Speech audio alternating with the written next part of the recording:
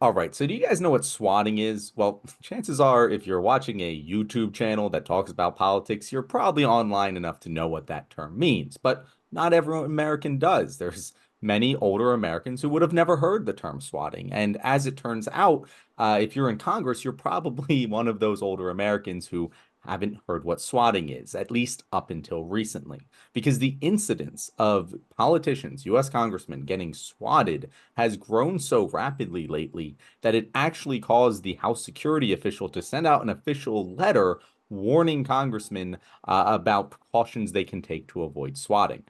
And I thought this was a very interesting jumping off point for debate here because there is an interesting moral dilemma. Because my knee-jerk reaction is swatting is bad. You shouldn't do it to anyone. It puts innocent people in harm's way.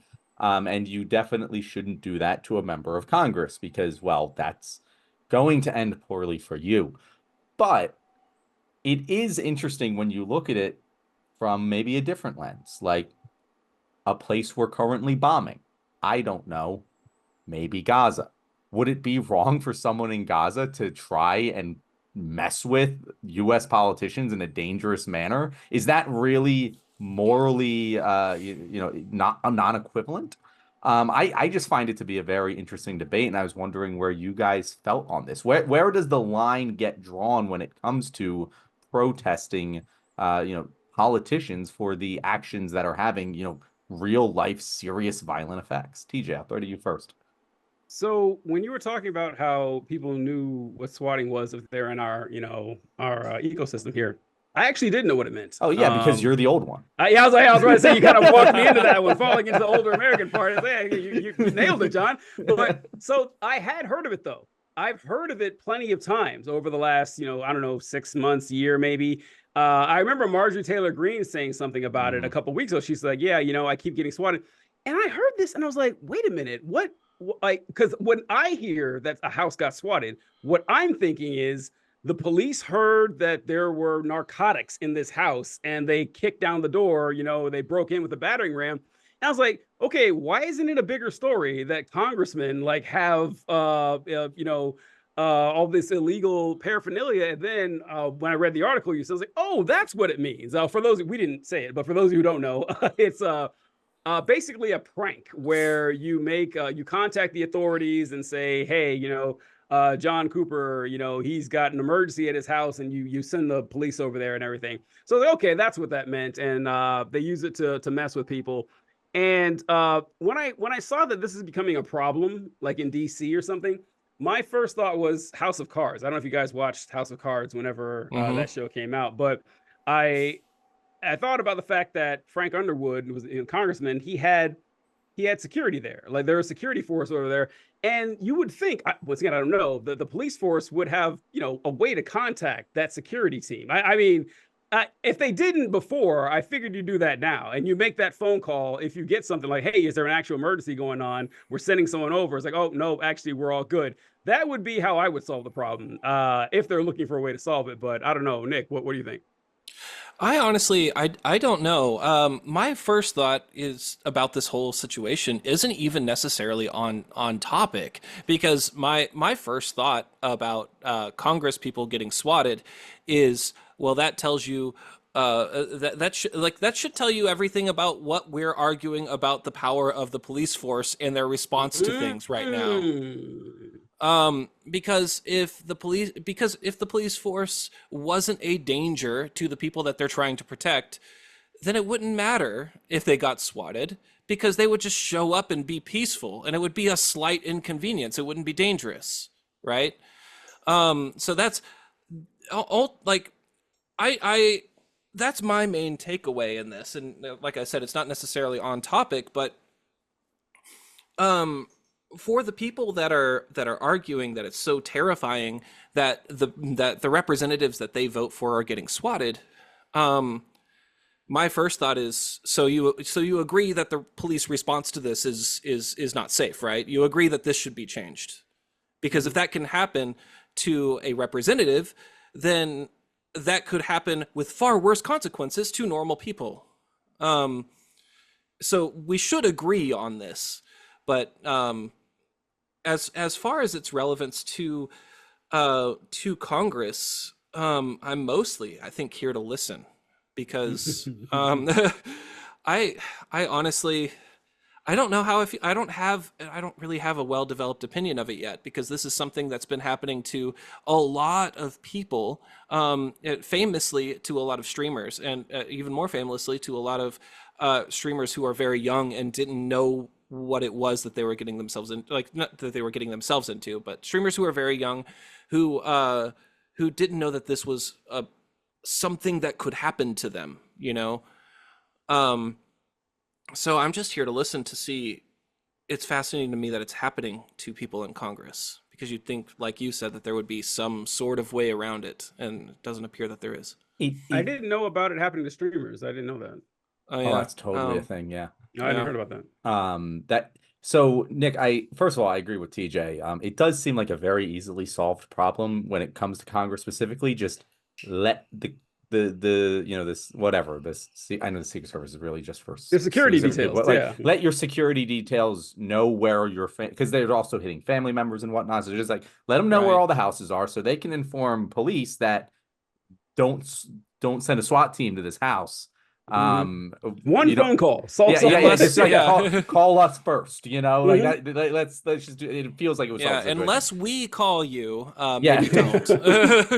That, but to speak to what Nick said, I really like what you said there about the if the policing happened appropriately, this wouldn't be dangerous. It would be a minor inconvenience, and that is really interesting and something I might just have to make a TikTok about and totally steal that from you. But I'll give you credit in the comments. But I will ask you this. So let's take this down a level, right? Let's take the danger out of this and go to a more a lower stakes debate here, because another the larger debate, I feel like what happens when it comes to protesting politicians is you see people go up to a politician in a restaurant or out in public and ask question them, continue to break them, whatever it is about whatever thing they're doing that the protester thinks is wrong. And there are people out there who are like, oh, no, you shouldn't do that. That is disrespectful. They're out with their family, whatever. Now, I, I'll just start with this. What would you say your opinion of something like that is? Um, Honestly, I'm not sure because everybody's in a public space, right? Mm-hmm. I mean, as far as I'm concerned, it celebrities get that kind of thing all the time. Mm-hmm. Um, so, and politicians actually make decisions that impact everyone. So Mm-hmm. their constituents should have a right to approach them in public the same way that that people have a right to approach celebrities in public. Um, Now, of course, if they physically touch them, if they start to harm them, then that changes things. If they refuse to leave when when that point of legality stops, when it would for anybody else, um, I I think that that's a deeper conversation. But when it comes to can you go up and talk to a politician who's causing a lot of problems for society and specifically affecting you, and you're one of their constituents, you should be allowed to do that if they go out in public. If they're in a public space, you should be able to talk to them. They're making decisions that affect you. Um, Now, when it comes to harm, I think we'd have to look at that, or when it comes to where that limit is, I think we have to look at that on a case by case basis, or maybe not even a case by case basis.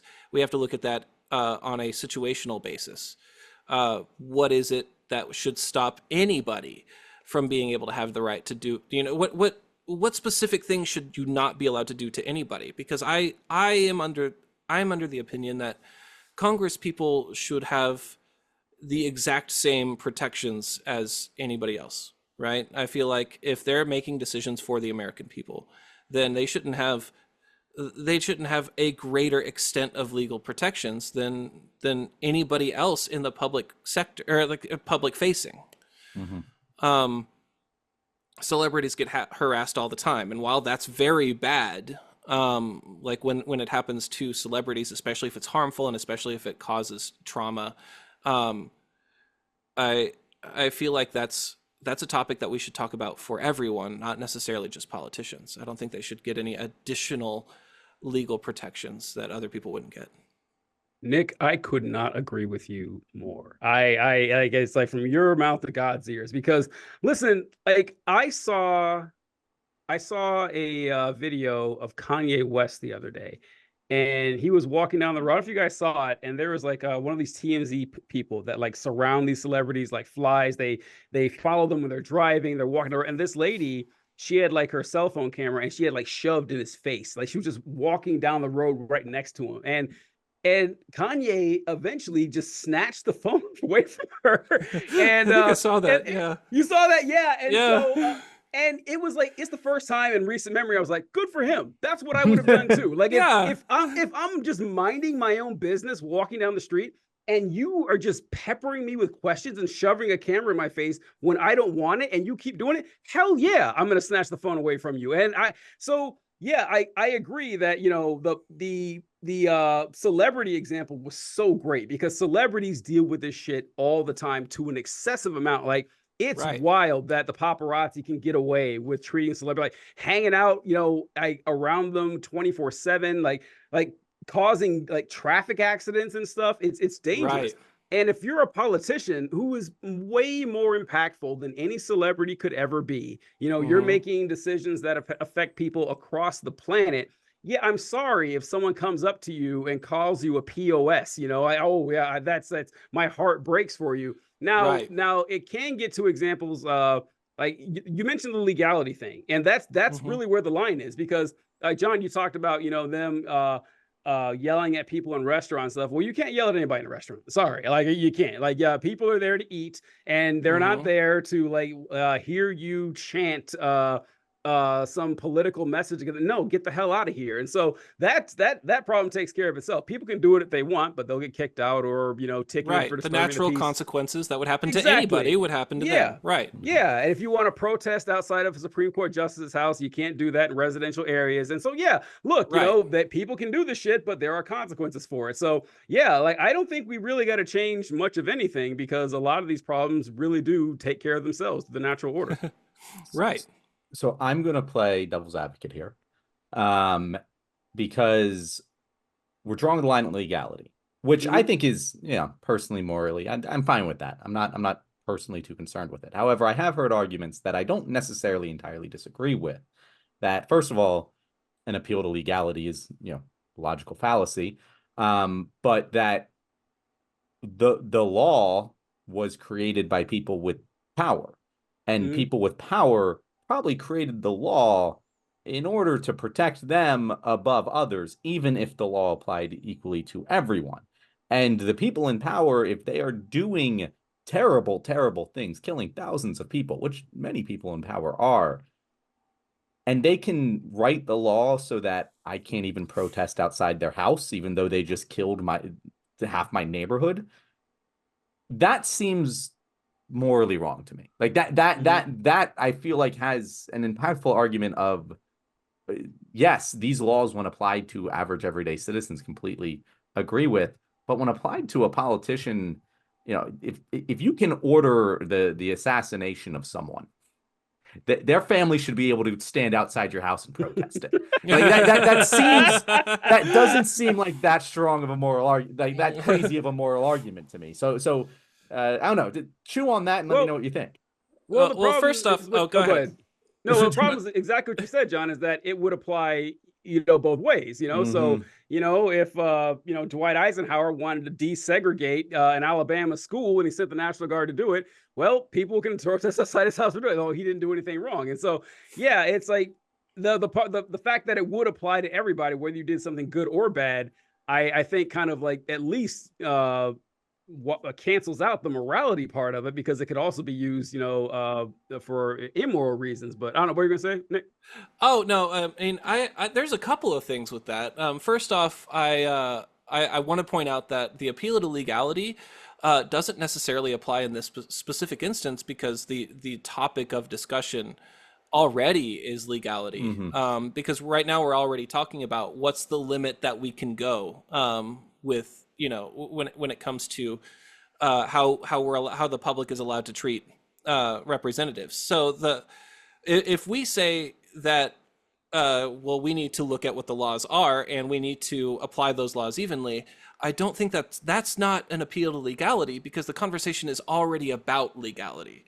Hmm. Um, but secondly, I don't think. I mean, I think you got to it later. It sounds like, correct me if I'm wrong, that you might, like, your devil's advocate position is saying that Congress people or presidents or political figures maybe should have fewer protections, so it may be different. But I feel like we should get to the point where we're protecting all of our citizens first. Um, because right now people do get swatted all the time, right? Hmm. People that are not in politics get swatted all the time. Streamers, content creators get swatted all the time. Celebrities get harassed in places. So like this, I feel like we should get to the point where we're protecting. If you're under the mindset that celebrity or that politicians should have fewer protections, then you should also agree that we should get to the point where we understand what the law should be to protect everyone before we make that distinction, right? Yeah. Um, so that's what I'm thinking anyway. No, I think that's very fair. To walk back my devil's advocate position, just because I find it to be an interesting moral debate. But I think the moral debate is where it actually ends, because I think the practical debate is pretty clear. And the practical debate is, yeah, sure, I could like you could convince me that the family of someone who was assassinated at the hands of a politician has a moral, like, I don't know, justification for protesting outside their house, right? Yeah. But what is the actual effect of that? Is because protest, it's not about punishing someone for wrongdoing. It's about trying to persuade the public to go against what they're doing. And if you're doing that by protesting outside of someone's house, where you're keeping their children up on a school night, it really doesn't matter what horrible thing that they did. Maybe they totally deserve it, but you're not going to get the public on your side that way. And kind of like what you mentioned, everyone in that restaurant thinks you're a piece of shit. It doesn't matter that the Right. politician bombed a small country and whatever they did. Right now, you're ruining their dinner, and that's not a good way to get anyone on your side. So that's kind of where I fall with when it comes to how strongly should we protest pop should and it goes all the way up to assassinating them, right? Like it, obviously no one should ever do that for many, many reasons, but that's what a Mhm. lot of, revolutionary movements will call for. And I always point out that peaceful revolution is twice as effective as violent revolution. And that Oh, is thank you. because it is so much easier to get people on your side when you're being a good person. And they're far more likely to join you if you're not killing people or swatting people or doing other assholey things that would be considered an assholey thing for any other person that wasn't the person that you are specifically targeting. And if you're thinking Mhm. about in the forms of what is the most effective means of accomplishing my goal, it's going to be nonviolence or non-assholery. All right, guys, you made it to that point in the show where it is basically over. You're just sitting here still listening. You probably are still cooking and haven't finished, haven't clicked off the show yet. But we very much appreciate that because that helps the algorithm. We have our excellent guest, Nick Powers, here. I've been a fan of Nick's for a long time. It was a coup to get him on the show, but I'll let him tell you guys where to find him because he makes some excellent content. Hey, yeah, thank you. I'm a huge fan of both of you as well. You can find me TikTok, Facebook, Instagram, and YouTube at that Nick Powers guy. It's the same everywhere. My novel, As the Pizza Burns, you can buy anywhere you buy books, especially online. Sometimes you can't find it in brick and mortar stores, but yeah, you can find it anywhere you buy books online. Hey guys, thanks a lot. Man. We appreciate having Nick on here. It was fantastic. Be sure to go out there and find his book. Find our pages, follow us all. Like, share, subscribe, and if you don't follow us, we will find a way to follow you. So enjoy the rest of your evening, knowing that.